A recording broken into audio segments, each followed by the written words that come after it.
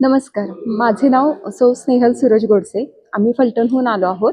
तर आज इथे सहस्त्रचंडी महायज्ञ सोहळा वडूज येथे पार पडला. अ, तर काकांमुळे आम्ही दरवर्षी दर अधिक महिना मासामध्ये आम्ही हा यज्ञ करतो. तर त्यामुळे जे काही मानसिक शांतता मिळते, आरोग्य सगळं काही खूप फरक जाणवतो ह्या महायज्ञामुळे.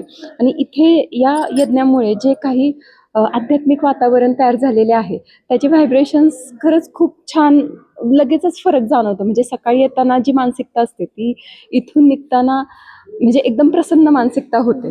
तर याचा खरंच खूप फायदा होतो. आणि तसेच आता नवीन पिढी ही, तरुण पिढी ही व्यसनांमध्ये गुंतली आहे. तर चित्तरंजन काकांच्या ह्या मोठ्या सोहळ्यामुळे जर आपण तरुण पिढीला यामध्ये इन्व्हॉल्व करू शकलो तर खरंच नक्की तरुण पिढीला खूप फायदा होईल.